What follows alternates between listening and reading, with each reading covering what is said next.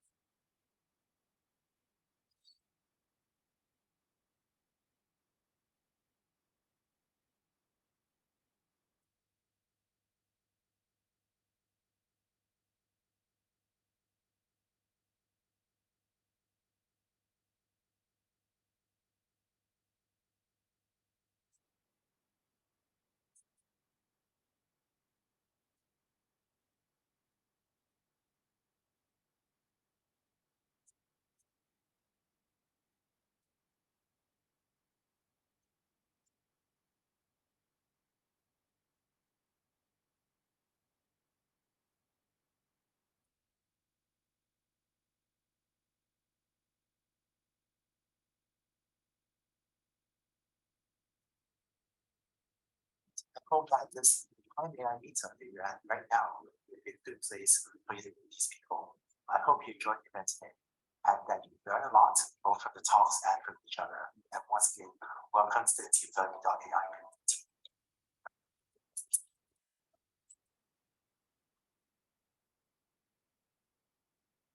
Okay, I'm not sure, but I think there is some kind of like issues here regarding the sounds. Can you hear me talking though?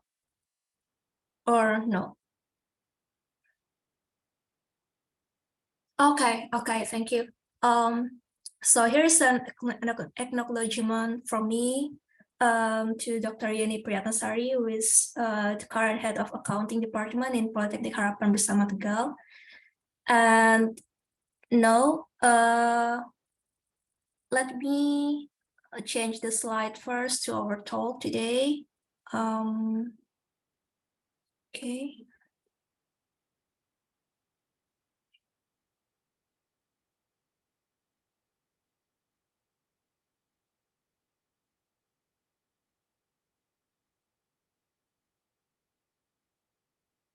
All right. So today we will talk about the house price predictions, especially for data analysis and then also data visualizations. So for the introductions, I'm Irvi, currently work as a software engineer in Motional. Sorry, this should be Motional here.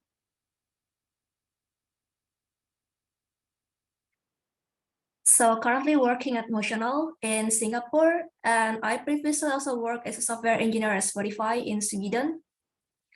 So I also work on several like open source projects from Google and other company as well, and other organizations. And I'm also an ambassador at Women in Data Science Stanford University, Women Maker, and also the PI. Currently, I also studying part-time for master in data science at the University of Edinburgh in United Kingdom. So I'd like to thank you for attending the events, and then this will be our kind of agenda. So there's like data visualizations, AI, big data for other fields, and there's also a problem statement about our topics today. And we also have like exploratory data analysis, where we can see how the data actually is, and then try to get some kind of insight from data that we have. And then we will do some kind of transformations and stuff to kind of like replicate the behavior from the data that we have, and then apply those kind of things to other data that might have some kind of like similarity to like the previous data. And we can also kind of like make a predictions for our data by inputting that into the previous model that we already have.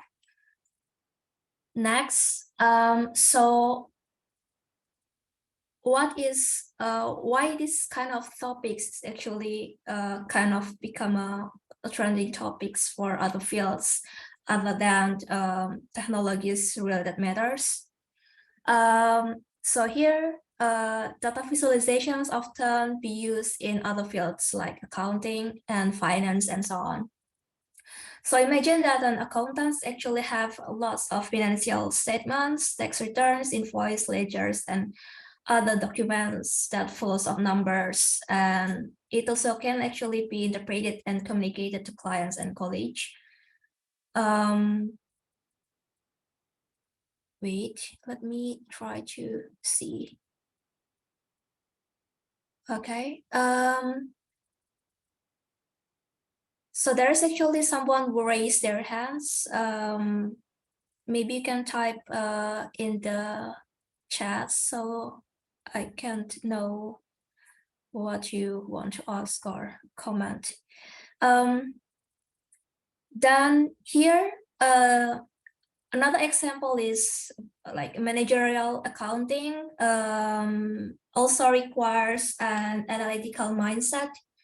And for like doing some kind of explorations on which tasks that can be completed more effectively and efficiently by using available data that have.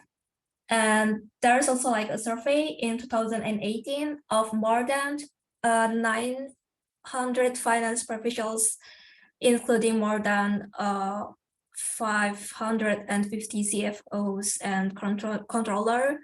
And Accenture actually found that 81% of the respondents identify data storytelling as an essential skills for finance professionals.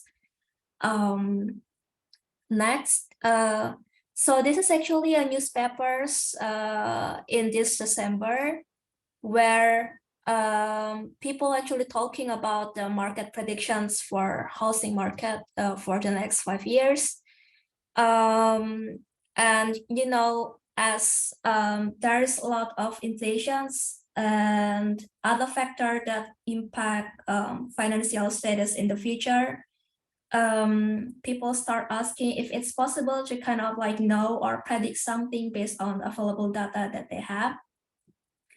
So what can we do based on what we have right now, right? And based on that, we can also plan on what kind of actions that we want to take in the future. So yeah, that's kind of like news that circulating right now.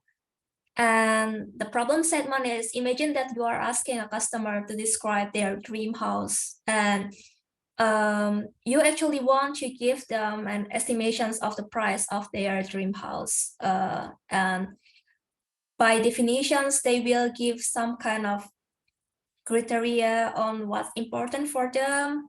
And also kind of like give some kind of like statement on what's actually important, less important, and actually not important when they are choosing their house. And based on that, you can kind of predict the price of the house and also kind of like pick which kind of houses that will be matched with this specific customer's needs. So for the data that we have is actually originated from certain competitions for people in data. And this is actually a real data for sale prices of housing in the US. And there is some 79 variables or kind of like criteria that users actually want to have. And like 1,460 rows of data. And there is like 33 numerical variables where it's kind of like numerical values that users actually give, like number of chambers.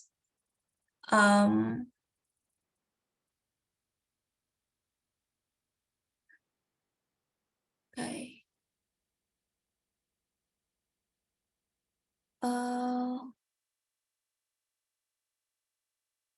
Okay. Chat here. Let's see.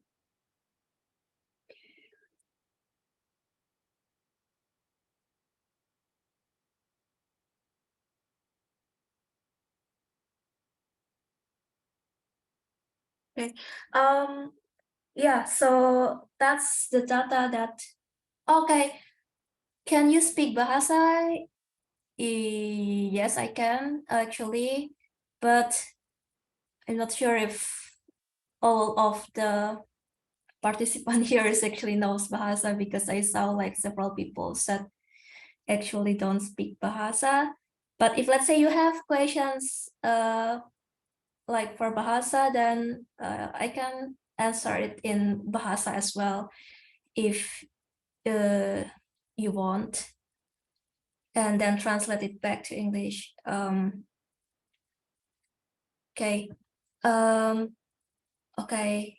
So okay, let me just switch it to Bahasa, and if let's say there is someone that don't know Bahasa, then please raise your hands as well. Jadi ini datanya dari suatu kompetisi di Kaggle. Ini data real. Okay. Wait, let me open the chat here. Okay.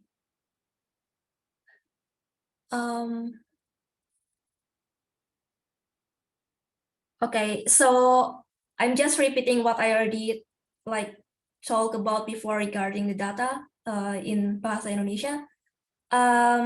So I will try to speak it in both of English and Bahasa in this time. Jadi ini datanya asli dari suatu kompetisi di residensial di US.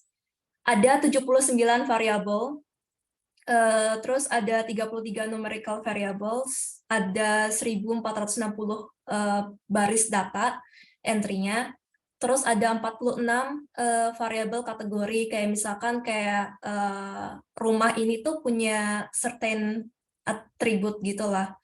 Terus ada 23 nominal sama 23 nominal untuk nominal attribute sama 23 ordinal, jadi total 46.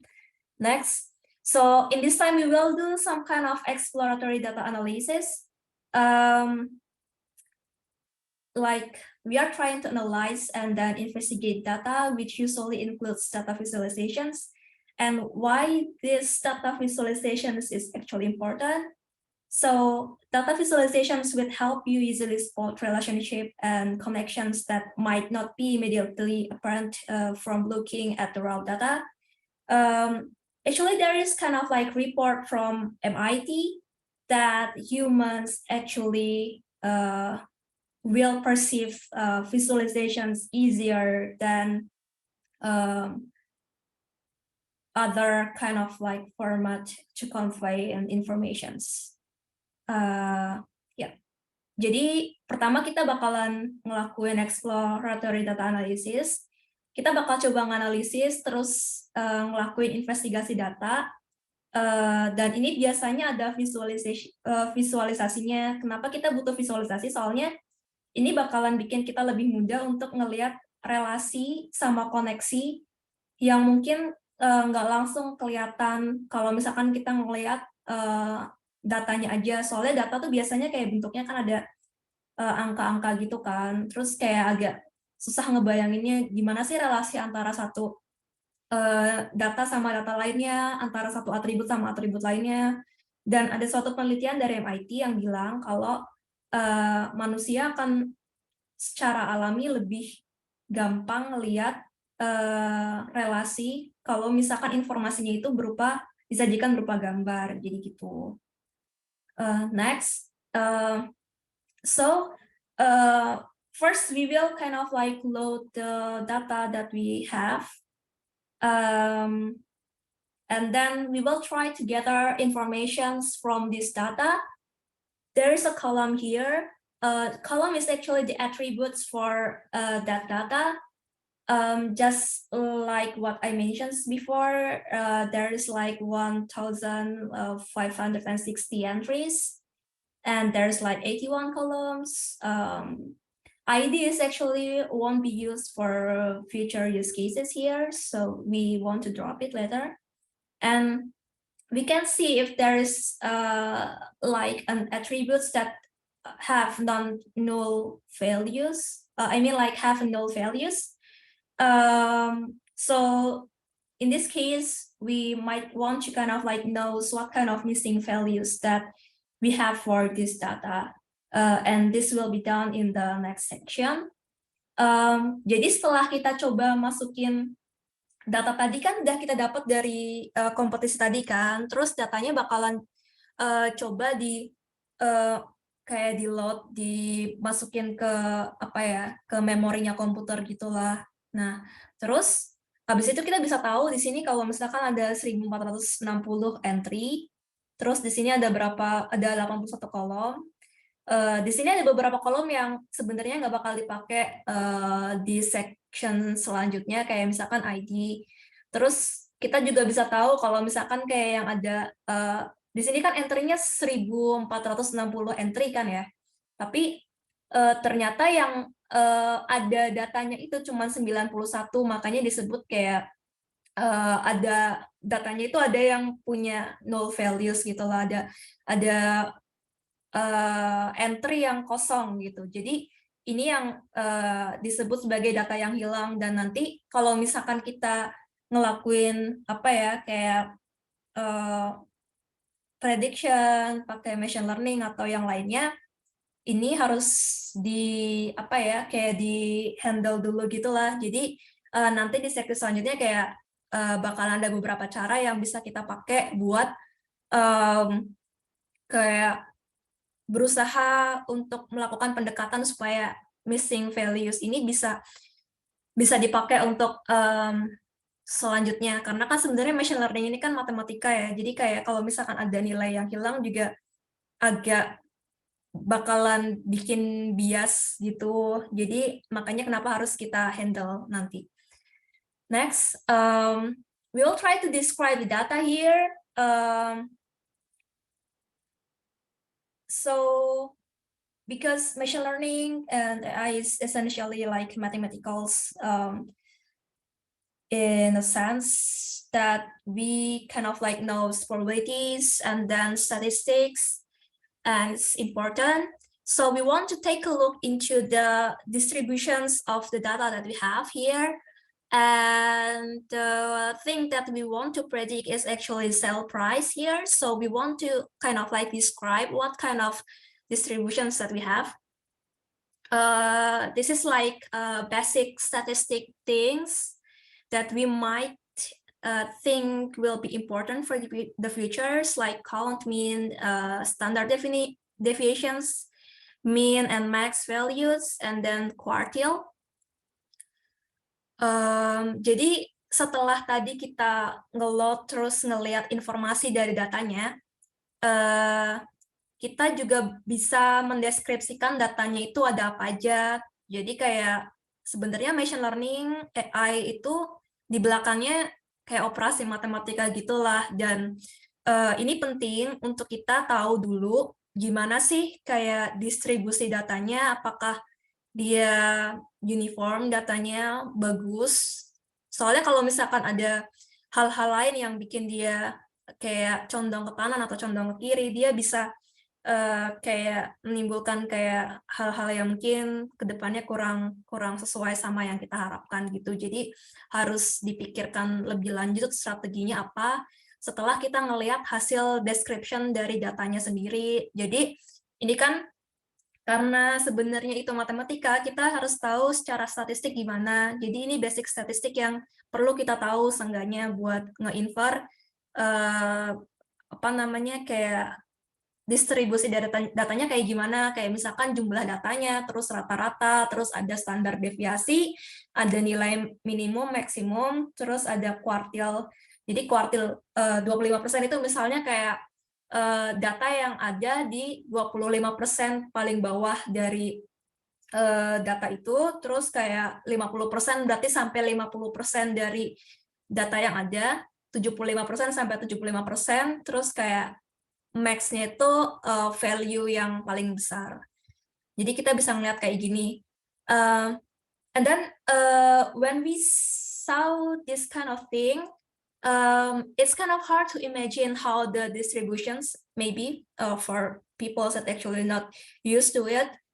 So how can we make this easier for us to see the information that we already got? Jadi berdasarkan nilai-nilai yang udah kita tahu, mungkin buat orang-orang yang belum terbiasa ini akan susah untuk ngelihat gimana sih distribusi datanya. Jadi di sini pentingnya data visualisasi yang udah dijelasin tadi. Jadi next. So based on the previous informations, we also can get data type categorizations where we actually have 53% each quantitative data, and then 46% of qualitative data. So quantitative data is variables that represent numerical values. For example, like how many rooms that available in a house. And a qualitative variables is a type of variable that represent a non-numerical values. It usually in the forms of categories, like yes or no for 10 categories, or even if there is like several categories for certain features that a house have. Oke, jadi next di sini ada kategorisasi dari tipe datanya. Jadi kan kita udah bahas kalau misalkan dari apa namanya satu entry data dari data yang kita punya, kita apa namanya kita bisa ngelihat di situ ada berapa persen banyak data yang sebenarnya kuantitatif. Jadi kayak bentuknya variabel, angka gitu, kayak bisa apa namanya direpresentasikan sebagai misalkan kayak banyaknya kamar yang ada di suatu rumah misalkan, itu kan kita bisa define itu sebagai kayak angka gitu kan. Terus ada beberapa hal yang emang bentuknya kayak kualitatif variabel, jadi itu bentuknya kayak kategori, kayak misalkan suatu rumah dia punya garasi atau enggak. Kalau misalkan itu kan berarti jawabnya iya atau enggak kan. Nah, since machine learning is actually only dealing with some kind of like numerical values, then for qualitative representations, we might need to kind of like doing some kind of transformations, so we can infer some kind of numerical values from the qualitative variables that we have. Jadi karena machine learning or atau artificial intelligence yang ada itu sebenarnya kan matematik. Jadi gimana kita juga perlu mikir nih gimana caranya merubah variabel-variabel yang bentuknya kualitatif kayak kategori iya atau enggak itu ke suatu nilai numerikal yang nantinya bisa kita pakai untuk melakukan kayak membentuk suatu model matematikanya, dan model ini nanti bisa kita pakai untuk melakukan prediksi gimana prediksi untuk data yang ada selanjutnya lah, gitu. And then this is like a glimpse of distributions for each qualitative attributes. So we already talked before that visualizations will be important to determine distributions of each of the variables here. And we can see here that there is several features that actually have similar distributions. For example, like LOT frontage here, it's similar to first floor SF. And it's also kind of like similar with the GR lift area and so on. Sorry about it. So, jadi untuk tadi kan kita udah bilang gimana pentingnya data visualisasi kan, dan gimana kita juga harus tahu gimana distribusi dari setiap fitur yang ada. Jadi di sini pertama-tama kita mau tahu gimana distribusi dari setiap variabel kualitatif yang ada di sini. Jadi kita bisa ngelihat di sini ada beberapa kayak kolom dari entry tadi yang kita udah bahas sebelumnya, itu punya distribusi yang mirip. Kayak misalkan di sini LOT frontage itu mirip sama kayak first floor SF. Terus kayak dia juga sama kayak BSMT UNF SF. Jadi kayak kita sebenarnya bisa mulai ngelihat nih hal-hal yang mirip tadi bisa jadi kayak saling terkait satu sama lain. Jadi itu kenapa kayak visualisasi itu penting, soalnya dari sekilas aja kita bisa memprediksi kira-kira mana hal-hal penting yang perlu kita lihat lebih detail di step selanjutnya gitu. Terus next we also have like similar distributions for each of the quantitative attributes here. We need to kind of like transform it first from the categorical data into numerical values here, and then based on that we can also kind of like infer that some variables or features actually have similar distributions. Jadi kita juga ngelakuin hal yang sama buat atribut kuantitatif di sini, dan karena ini kategorical data, jadi kita harus ngelakuin transformasi dulu untuk bisa tahu dari suatu kategori itu bisa di mapping ke numerical values. Terus dari situ kita juga bisa ngelihat kayak distribusi datanya itu kayak gimana. Jadi di sini juga kita bisa ngelihat ada beberapa hal yang punya distribusi yang sama. Dan kemungkinan dari nilai-nilai yang sama tadi, dari distribusi yang sama tadi, dia punya keterkaitan satu sama lain gitu. Next, so this is the year-wise sales and sales growth over the years. The first graphic shows how the sales going for each of the years. And for the second graph, here we have the kind of like sales for each houses built on that year. Jadi di sini ada semacam penjualan setiap tahunnya, dan juga ada perkembangan kayak penjualan dari rumah yang dibangun di tahun-tahun tertentu. Di grafik pertama kita bisa ngelihat kayak penjualan dari tahun 2010 sampai dari tahun 2006 sampai 2010 gimana peningkatannya, trendsnya gimana, apakah dia naik atau turun, berapa banyak orang yang beli rumah di tahun itu. Terus di grafik kedua kita bisa ngelihat kayak harga penjualan dari rumah yang dibangun di tahun itu tuh seberapa mahal.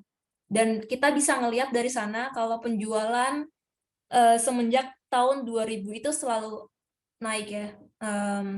Ada kecenderungan buat naik dan itu kayak tinggi banget ketimbang tahun-tahun sebelumnya. Next.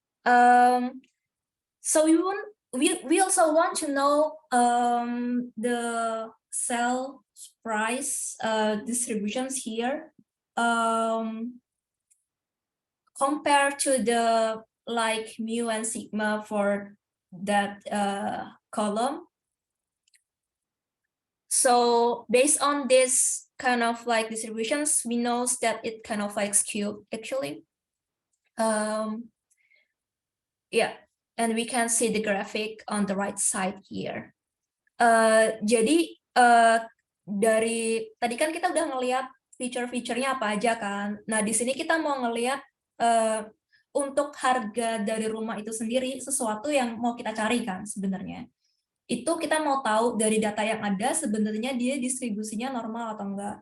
Soalnya kalau misalkan ini enggak normal, normal itu di tengah ya, distribusinya itu di tengah tuh kayak yang gede gitu lah. Kalau ini kan dia condong gitu kan. Jadi kayak datanya tuh numpuk di salah satu bagian aja. Terus data ini tuh biasanya di-compare sama mean sama standar deviasi dari data yang kita punya tadi. Terus ya kita bisa ngelihat kalau di sini distribusinya sebenarnya agak condong ke salah satu arah. Dan ini perlu dipikirin strategi selanjutnya gimana. Soalnya kalau enggak juga ada kecenderungan kalau misalkan hasilnya nanti bisa bias kayak yang aku bilang gitu. Jadi segala hal itu sebenarnya kayak misalkan ada suatu kondisi, kalau misalkan kondisinya itu dianggap kurang ideal, ya udah kita bakalan coba ngelakuin suatu transformasi supaya kita bisa dapetin data yang bagus. Soalnya kalau misalkan in real world nggak semua data yang kita punya itu komplit, dan bahkan kalau misalkan komplit pun belum tentu itu datanya bagus. Jadi kayak sebenarnya kayak mendingan kita punya data tapi datanya nggak komplit dan nggak terlalu bagus, soalnya kita masih bisa berdasarkan data tadi kita masih dapat informasi daripada nggak ada informasi sama sekali kan. Kalau nggak ada informasi sama sekali ya kita juga nggak bisa tahu apa-apa gitu. And then this is the training set correlations for each of the attributes that we have here. So we can infer kind of like correlations between certain features to the others from this heat map. Jadi ini korelasi dari setiap variabel atau kolom atau features yang udah kita lihat sebelumnya kan. Di situ kan banyak banget, ada 70 sekian kolom. Terus abis itu kita berdasarkan ini jenis grafik ini namanya heat map. Berdasarkan grafik ini kita bisa ngelihat korelasinya itu positif atau enggak sih untuk setiap kolom-kolom tadi. Soalnya kalau misalkan kita mau ngelakuin prediksi juga biasanya diambilnya itu yang relevan aja. Jadi nggak semua kolom di data yang kita punya itu sebenarnya relevan. Dan ini bakalan apa ya, kayak dipikirin untuk hal-hal yang relevan itu nanti, dan ada pendekatannya juga secara matematika. And this is kind of like pairwise for each of the correlations between the features and the sell price, and we can see how like the condition is actually from this graph. Jadi kalau tadi kan kita udah ngelihat korelasi dari satu feature ke atau kolom atau variabel ke semua variabel lain gitu kan. Nah kalau ini tuh kayak lebih ke arah apa ya namanya, korelasi dari apa yang kita mau cari, yaitu tadi harga dari rumahnya sama kolom-kolom, setiap kolom yang ada di data yang kita punya. Terus di sini kita bisa ngelihat kayak persebarannya tuh ke arah mana, dan dari situ kita juga bisa dapat informasi kira-kira korelasinya kayak gimana dan mana aja yang penting dan perlu kita perhatiin buat mencapai tujuan kita, yaitu memprediksi harga dari rumah tadi. Dan we want to do some kind of feature engineering. So basically it involves like selections and creations of meaningful features from the raw data, and this also can be used to train a model. And before kind of like using it to train a model, we might also want to transform and kind of like standardize those features to make it fit with the machine learning algorithm. Because if let's say it's kind of like not kind of good enough for the algorithm, then it can introduce like a bias and then causing misinterpretations in the result. Jadi selanjutnya berdasarkan data-data tadi yang kita udah tahu, terus propertinya kita juga tahu, kita mau memilih dan membuat kayak kolom-kolom mana aja sih yang sebenarnya penting dari data tadi, karena kan semuanya nggak semuanya penting gitu kan. Jadi cuman yang penting-penting ini aja yang mau kita pakai untuk membuat model. Jadi model ini kayak suatu hal yang bisa dipakai seterusnya ya, selama itu masih relevan. Buat melakukan prediksi, kira-kira kalau misalkan ada hal yang serupa itu, outputnya bakal gimana, harga dari rumah yang mirip-mirip ini bakalan kayak gimana, kan bisa diinfer dari sana. Kira-kira gambarannya kayak gitu. Nah, tapi sebelum kita apa ya, kayak kita pakai kolom-kolom tadi buat bikin model dan ngelakuin prediksi harga rumah, kita juga harus ngelakuin transformasi. Kayak misalkan tadi apa ya, kolom yang isinya kategorikal data, kayak misalkan ia punya kamar mandi atau enggak, atau misalkan kayak besar, kecil, atau medium untuk jenis rumahnya misalkan. Ini kan nggak apa ya, karena machine learning itu sendiri berdasarkan matematika dan statistik, kita nggak bisa cuman masukin kategori tadi doang gitu. Jadi harus ditransformasi jadi nilai ya bentuknya numerik. Terus kita udah ngeliat tadi distribusinya kayak gimana, terus misalkan kayak dia nggak uniform, terus kita perlu ngelakuin kayak semacam transformation gitu, supaya kayak datanya itu standardized lah, kita bisa pakai itu, dan hasilnya biasanya lebih bagus kalau misalkan udah kita make sure kalau misalkan dia standardized, terus kayak kita juga ngilangin data-data yang hilang, dan hilang, soalnya kalau misalkan datanya apa ya namanya kurang ideal untuk dimasukin ke machine learning ini juga hasilnya bakal kurang bagus, kayak menghasilkan bias. Terus kalau misalkan udah bias kan, berarti kita apa ya, ada kemungkinan buat bikin interpretasi yang kurang sesuai sama hal yang sebenarnya terjadi gitu. And then here we also mentions the missing data analysis here. So first we want to know the percentage of like null values for each of the features that we have. And then we know the percentage here, and it's actually sorted. So we can see. Dan Oke, jadi di sini kita tadi udah apa ya namanya, kita udah menekankan gimana pentingnya analisis dari data, dan data yang hilang itu sebenarnya mempengaruhi proses proses machine learning, prediksi dan lain-lain yang akan kita lakukan nanti. Jadi pertama-tama kita mau tahu dulu nih seberapa banyak sebenarnya data yang hilang yang ada di dataset kita, karena ini juga akan mempengaruhi pendekatan apa yang akan kita lakukan untuk menangani hal tersebut tadi. Next, now that we know already the percentage of data that we have, the missing data that we have, so why we should deal with this? Because it can introduce bias and cause a misinformed analysis. And then how can we deal with this? It can be like in any form, like data point or feature deletions, imputing missing features, and then adapting unsupervised learning procedures. Jadi sekarang kita udah tahu sebenarnya data-data yang hilang itu apa aja, terus kenapa terus kita udah tahu kan, terus kenapa kita harus kayak menangani hal ini gitu. Jadi itu bisa mengakibatkan bias sama misinformed analysis. Terus ada pendekatan apa aja yang bisa kita lakuin? Yang paling gampang itu pertama ngilangin satu kolom itu. Tapi kan kalau dihilangin dan ternyata itu penting kan kita sendiri yang rugi kan. Jadi kurang akurat nanti hasilnya. Kedua itu pendekatannya imputing. Jadi kayak imputing itu kayak kita melakukan pendekatan secara matematika untuk mengisi nilai-nilai yang hilang tadi berdasarkan perkiraan dari data yang kita punya.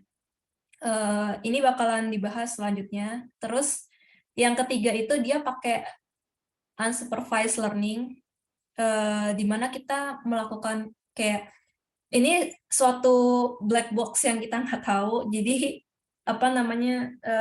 algoritmanya itu bakalan berusaha ngasih tahu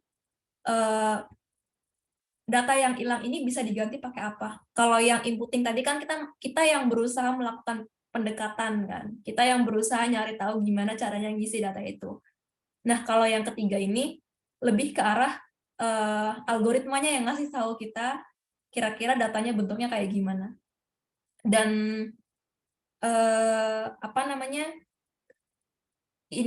semua pendekatan ini tergantung sama tujuan kita lagi. Jadi kalau misalkan kayak datanya kayak banyak yang hilang gitu, cuman datanya gede banget, terus ternyata kita pakai deletions di sini, berarti kan kita hilang banyak data juga kan. Jadi kemungkinan akan lebih bagus kalau kita pakai inputting missing features atau pendekatan yang ketiga. Jadi mau pakai yang mana ya masing-masing ada kelemahan dan kekuatannya gitulah. Kalau yang paling gampang ya gampang, cuman konsekuensinya hilang data. Kalau misalkan kedua kita pakai pendekatan kita sendiri, kalau misalkan yang ketiga lebih ke arah algoritma yang ngasih tahu kita. Next. Jadi kalau kayak udah kita for imputations here, it is the process of replacing missing data with substitute values with an estimated values based on other available informations. Jadi kayak yang udah kita bahas tadi, kalau imputations itu proses ngeganti nilai yang hilang dengan estimasi nilai yang kita punya berdasarkan informasi yang ada. Tapi ini kita yang ngasih informasi yang ada itu sendiri gitu. Contohnya ada di section selanjutnya. Next. So what can be done for the imputation strategy? strategy. So first, if the attributes are actually numerical features, then imputations should be mean. And if it's categorical, then the imputations method usually using mode. So that's it. Jadi kalau misalkan buat strateginya sendiri gimana? Biasanya kalau bentuknya numerical untuk kolom itu, kita ngelakuinnya itu pakai rata-rata, nilai rata-rata dari kolom itu berapa. Jadi misalkan nih suatu baris itu ada suatu data yang hilang di kolom tertentu. Kalau itu numerical, kita pakai nilai rata-rata dari kolom itu, terus kita masukin ke datanya. Ke baris itu. Kalau misalkan dia kategorikal, kita pakai modus kayak nilai paling banyak yang muncul untuk kolom itu apa, terus kita masukin. Next, this is an example on how we do imputation strategy for our house pricing dataset here. So we are using sklearn, and we already knows the categorical features and the num features that we want to use in the future. And this is actually the ones that have missing values on it. So we are using simple imputer here, and it's actually doing the things that we already mentioned before. Like if it's numerical, then use the mean, and if it's categorical, then use the mode. Jadi kita tadi udah bahas soal strateginya kan.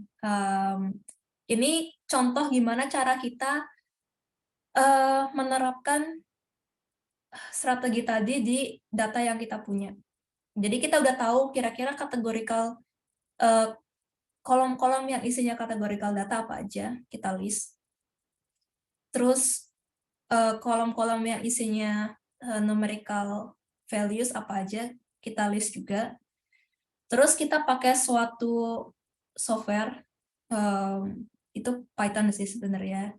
Jadi intinya software ini ngapain? Software ini tuh ngelakuin hal yang udah kita bahas sebelumnya. Jadi kalau misalkan dia bentuk kayak dia ngisi values dia ngisi nilai yang hilang dari suatu baris. Kalau misalkan dia kolomnya itu bentuknya numerical, dia pakai rata-rata. Kalau misalkan dia kategorikal, dia pakai modus. Jadi inti dari softwarenya itu kayak gitu. Terus abis itu jangan lupa replace ganti barisnya itu sama nilai baru yang udah diaplikasikan sama software ini. Next, we already mentioned before that actually machine learning use some kind of numerical data, because it's essentially like doing some kind of mathematical calculations, sort of. So we need to transform the categorical data that we have into some kind of numerical values. The most common encoding that we have is actually one-hot encoding. And then there is another one which called label encoding. And we will discuss more about it later on the next slides. Okay, there is someone that actually raising their hands. Okay.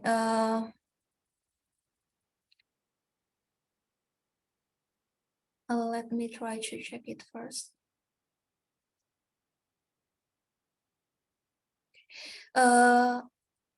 Kalau ada yang mau ditanyain, bisa pakai Q&A atau chat aja ya. Jadi ntar aku coba jawab.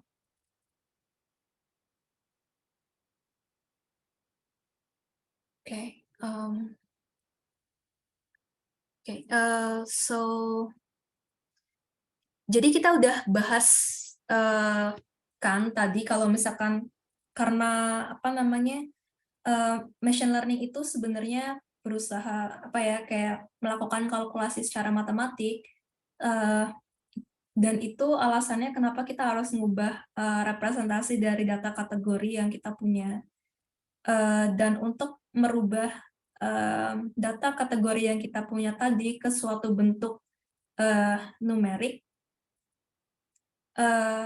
ada beberapa pendekatan yang bisa kita pakai, dan yang paling umum itu ada 2 jenis ini. Yang pertama one-hot encoding, yang kedua itu label encoding, dan kita bakal bahas ini di slide selanjutnya. Next. So the first approach that we can use is actually one-hot encoding. So this is basically like trying to convert, for example, we have text here. If let's say this text is like, this text don't match with the thing that we have, then we will put 0 on it. But if it's matched, then we can set the values into 1. So this is only like a binary classifications. If it's true, then 1, otherwise we can set it into 0, and that's it. Jadi untuk approach untuk pendekatan yang pertama ini kita pakai one-hot encoding. Jadi gimana sih cara kerjanya? Cara kerjanya itu kalau misalkan dia benar-benar pas sama nilai yang kita punya, kita nandain itu sebagai 1. Tapi kalau misalkan nggak pas sama nilai yang kita punya, kita set itu ke 0. Jadi misalkan kayak contoh di sini, ini kan ada suatu kalimat lah, the cat sat on a mat. Terus kalau misalkan itu jadi 10001, berarti cuman kata pertama sama terakhir aja yang sesuai gitu. Terus untuk baris yang kedua ini kan berarti 11110. Jadi intinya adalah kata pertama itu sesuai, kata kedua sesuai, ketiga itu sesuai, kata keempat nggak sesuai, kata kelima nggak sesuai karena nilainya 0 di sini. Jadi itu. Terus kita bakal ngejelasin pendekatan yang kedua di slide selanjutnya. Next, we have other approach that is label encoding. So if one-hot encoding can only be applied for binary classifications like true or false. Label encoding can actually be used for something that not in binary, that actually not only have like a binary answer like yes or no. Okay, so for example here, if we have some categories that can be classified into low, medium, and high, then we can assign its label as 1, 2, or 3 for each category, and that's it. So what we need to remember, if we can use one-hot encoding, if it can be answered with binary values, and if not, then we can use the label encoding. Jadi kita udah bahas tadi one-hot encoding cuman bisa dipakai buat nilai yang bisa jawabannya enggak atau iya aja. Gimana kalau misalkan kita punya sesuatu yang jawabannya bukan cuma iya sama enggak. Jadi kayak misalkan kita punya rumah nih, rumah itu punya misalkan kayak taman itu dia bisa diklasifikasiin ke apa namanya, kayak luas, biasa aja, sama kecil. Terus gimana cara kita merubah nilai tadi ke numerical value yang ada gitu. Jadi cara kerjanya label encoding ini, dia bakal ngasih nilai 1 ke kategori pertama, 2 ke kategori kedua, dan 3 ke kategori ketiga.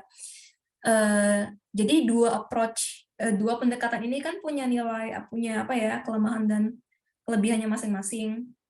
Sebenarnya kita bisa aja sih pakai kayak label encoding buat yang tadi binary values, dan itu bakal sama aja juga, cuman biasanya orang bakalan pilih pendekatan yang paling sederhana untuk problem yang sederhana juga gitu. Jadi enggak berlebihan juga. Jadi biasanya orang bakal pakai yang one-hot encoding tadi buat sesuatu yang jawabannya bisa iya atau enggak. Dan kalau enggak, berarti kita pakai label encoding ini. Next. So this is the example on how to use the label encoder. as we already know that our data actually have some kind of categorical data that can be classified into binary answer.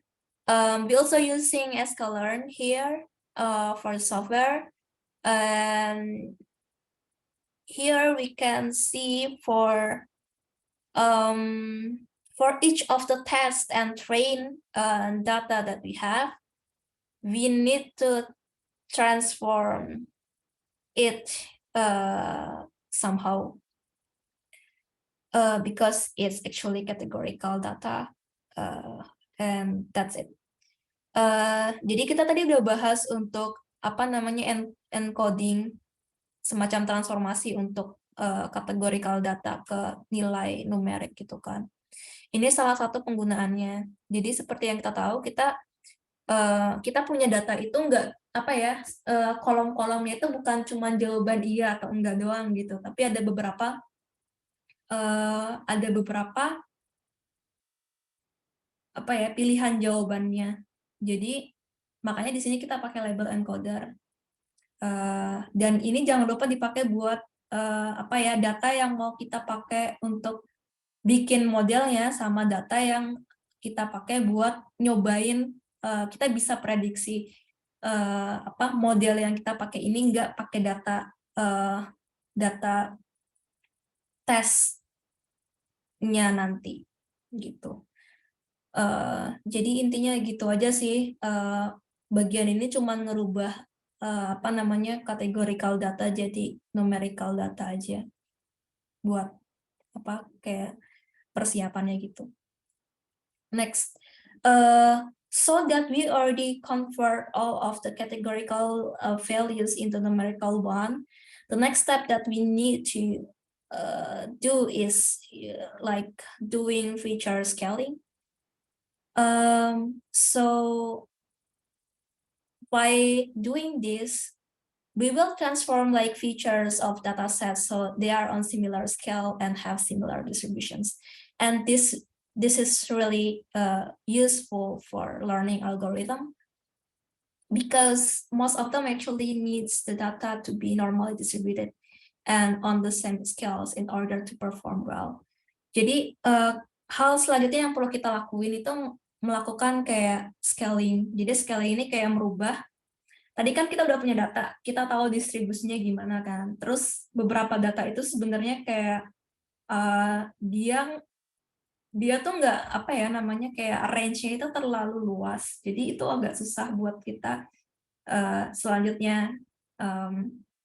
Terus distribusinya juga misalkan condong ke kanan atau condong ke kiri. Nah itu juga apa namanya kita bisa melakukan transformasi sama scaling supaya dia distribusinya normal. Kenapa sih distribusi yang normal terus scaling ini penting? Jadi kalau misalkan di machine learning itu beberapa algoritmanya dia membutuhkan data yang distribusinya itu normal dan juga punya ukuran yang sama gitu loh supaya dia bisa apa ya kayak bisa bagus gitu. Next, so there is like several available methods for feature scaling. The first one is standardizations.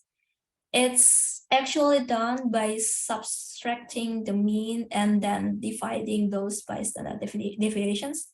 So the resulting data has a mean of 0 and standard deviations of 1. And second one is normalizations, where we are using a scaling that scales data to specific range, such as like the predefined range, such as 0 to 1 or -1 to 1.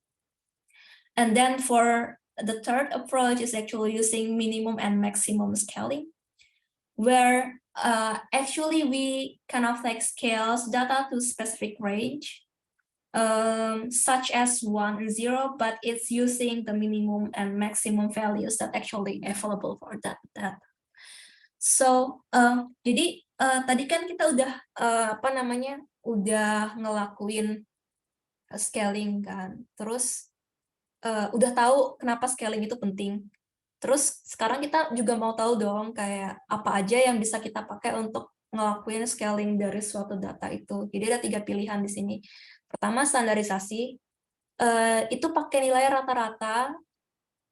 Itu caranya itu kayak ngurangin nilai yang ada di situ sama rata-rata dari kolomnya. Habis itu dibagi sama standar deviasi dari kolom itu. Jadi datanya itu hasilnya dia rata-ratanya 0 dan standar deviasinya bakalan 1. Nah, terus yang kedua itu normalization. Jadi kayak kalau tadi kan kita apa ya, standarisasinya kayak kurangin pakai mean terus dibagi sama standar deviasi kan. Kalau ini tuh apa ya, transformasinya itu kayak dalam range yang spesifik. Misalkan kita cuma mau kayak posisi dia relatif terhadap apa ya, range atau jangkauan tertentu itu kayak cuman dari 0 sampai 1 atau misalkan dari -1 sampai 1 gitu. Kalau misalkan yang ketiga dia pakai min max scaling. Jadi kalau misalkan tadi kan berdasarkan jangkauan yang kita define kan, berdasarkan jangkauan yang kita tentuin. Nah, kalau yang ketiga ini berdasarkan nilai minimum sama maksimum yang ada di data itu. Jadi bedanya gitu aja sih. Next, so for data that we have, we are using the standard scalar. So why we are using this is basically because of the kind of like distributions of data itself. And we are also using the scalar here. So first, we need to transform the test and the training data. And actually that's it. Jadi gimana cara pemakaian dari scaling, metode-metode scaling yang udah kita tahu tadi, dasar apa ya, kayak berdasarkan distribusi yang kita lihat sebelum-sebelumnya di grafik yang ada, itu kita bisa tahu sebenarnya kita bisa pakai scalar metode yang pertama yang pakai, kita mau pakai ya metode pertama yang standar scalar. Terus abis itu kita melakukan transformasi ini buat train sama tes data. Dan di sini kita juga pakai software yang udah disediain gitu sih, jadi harusnya lebih gampang gitu. Sebenarnya kalau misalkan pakai software gini tuh harus tahu softwarenya itu ngapain, terus kayak kita harus pakai apa gitu sih, dan kita bisa ngelihat itu di website softwarenya sendiri. Jadi kayak inti dari algoritmanya ngapain gitu-gitu. Next, so after that, we can use the training, predictions, and evaluations for our models. What is training? So training is actually using our training data set to learn the parameters of a models that can be used to make predictions on new data. And a model is actually mathematical representations of a system or a process, and the goal of a model is to find the values of the model's parameters that minimize the error between the model's predictions and the actual values in the training data. And once it trained, it actually can be used to make predictions on new data that have the same features as training data. And we can also get the performance or evaluate the performance of the model, and then compare it to other models that built using other algorithm. This is used to kind of like determine which model is more accurate or effective. Jadi setelah kita melakukan berbagai macam hal tadi, dari mulai lihat-lihat kolomnya apa aja, terus ngelakuin transformasi, ngisi nilai-nilai yang hilang, dan lain sebagainya, proses yang terakhir itu melakukan training. Jadi training itu apa? Training itu sebenarnya kita pengen dapat kolom-kolom apa aja atau parameter apa aja dari suatu model yang bisa dipakai untuk melakukan prediksi untuk data lain yang kita punya.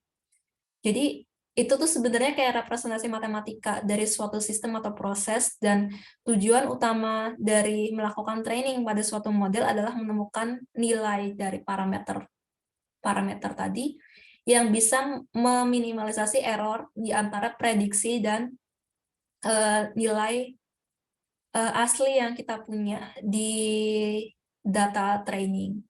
Terus kalau misalkan kita udah melakukan training pada sebuah data, kita bisa melakukan prediksi pada data lain yang memiliki kolom atau features yang sama dengan training data.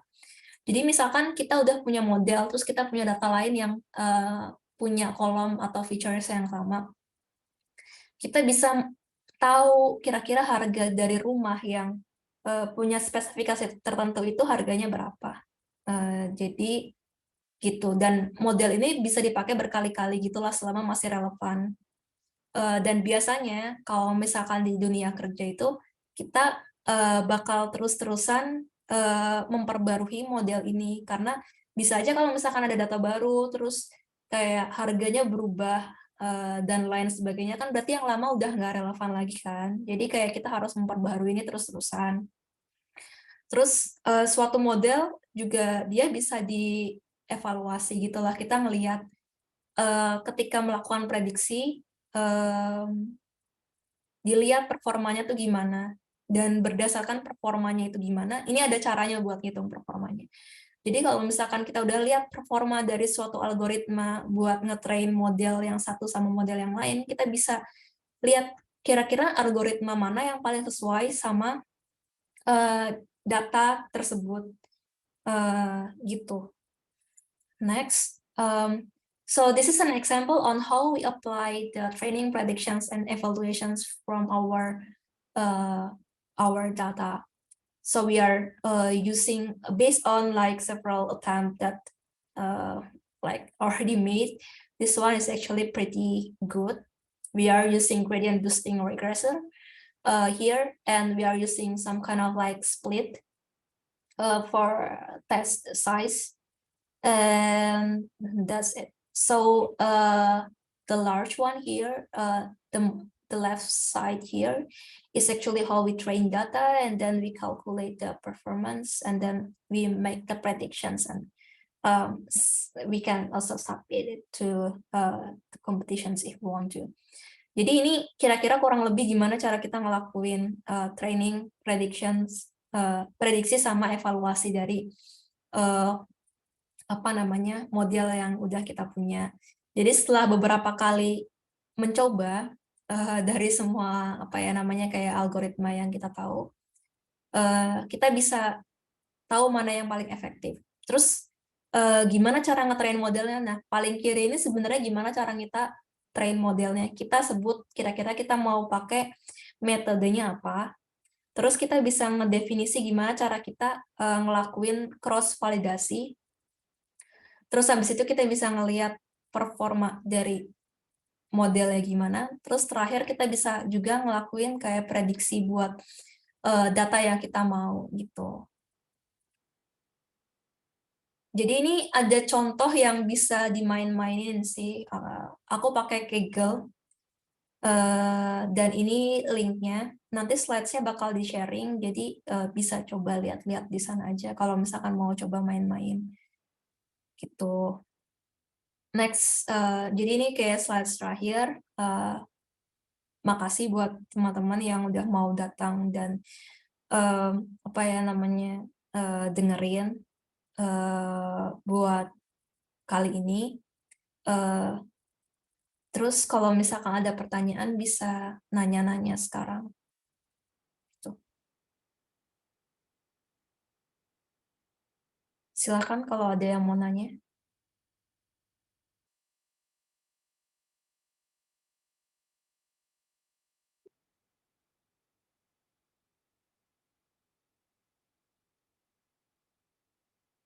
Mau nanya apa aja boleh ya, kalau misalkan ada yang kurang jelas atau misalkan kayak ada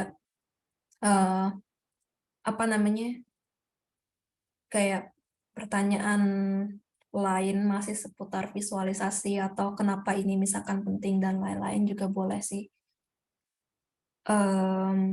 Bebas aja kalau yang ini mah.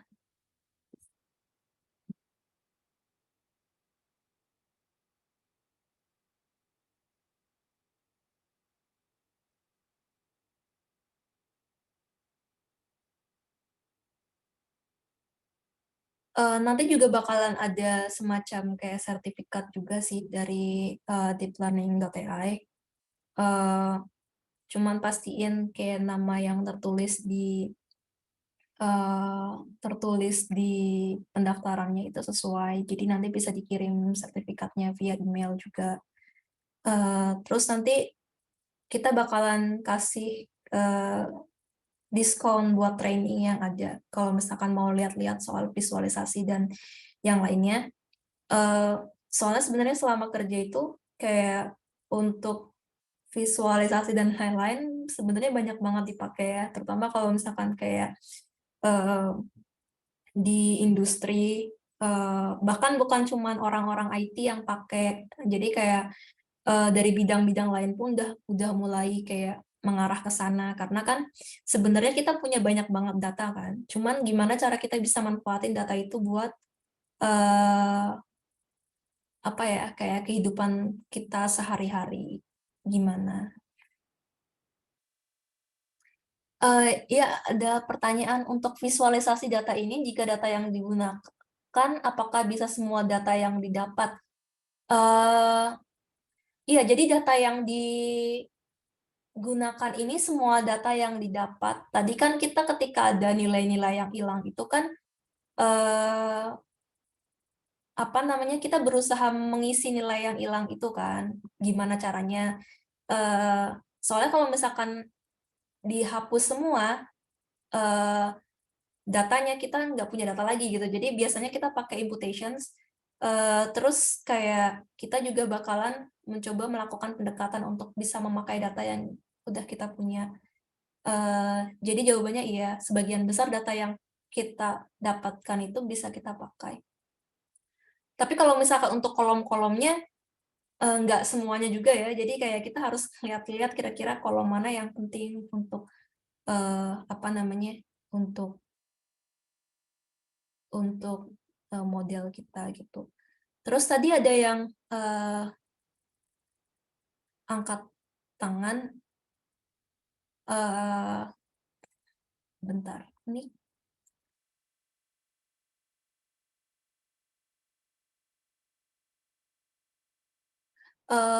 bisa tolong ketik di chat gitu nggak ya? Bisa cuman nggak ke everyone kok, bisa, ngomong di chat gitu, kira-kira apa yang mau disampaikan.